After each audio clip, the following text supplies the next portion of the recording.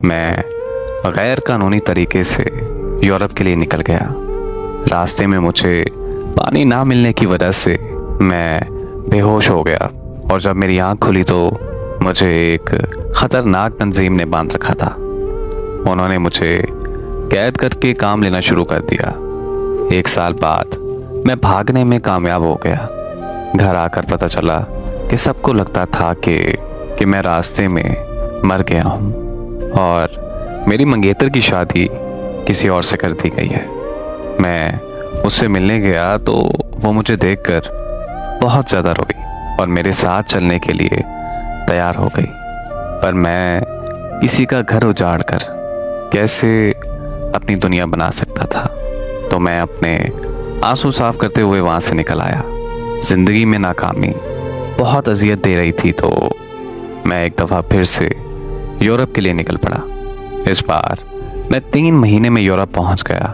2 سال بعد پتہ چلا کہ اس کا شوہر ایک حادثے میں مارا گیا ہے، تو میں اپنے گاؤں واپس گیا اور اس سے شادی کی، اور اسے بھی اپنے ساتھ یورپ لے آیا۔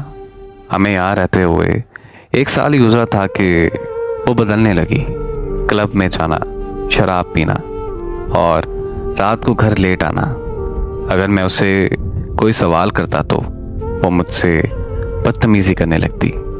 پھر ایک دن اسے میں نے شراب کے نشے میں کسی اور مرد کے ساتھ سوتے دیکھ لیا۔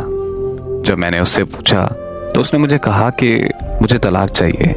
میری بھی سب برداشت سے باہر تھا، تو میں نے اسے طلاق دے دی۔ طلاق کے بعد وہ ایک غیر مذہبی لڑکے کے ساتھ لیونگ ریلیشن شپ میں رہنے لگی۔ کچھ ہی دنوں بعد وہ لڑکا منشیات کے کیس میں پولیس میں پکڑا گیا، اور اس لڑکے نے اس کا نام بھی لے دیا، تو اسے بھی پولیس پکڑ کر لے گئی۔ پولیس نے اسے واپس ڈپورٹ کر دیا۔ اب وہ روز مجھ سے کال کر کے معافیا مانگتی رہتی ہے، لیکن مجھے سمجھ نہیں آ رہا کہ میں اس حساس گھڑی میں کیا قدم لوں۔ اس نے مجھے ایک ذہنی مریض بنا کر رکھ دیا ہے۔ مجھے نہیں لگتا کہ میں اب کبھی اسے اپنا پاؤں گا۔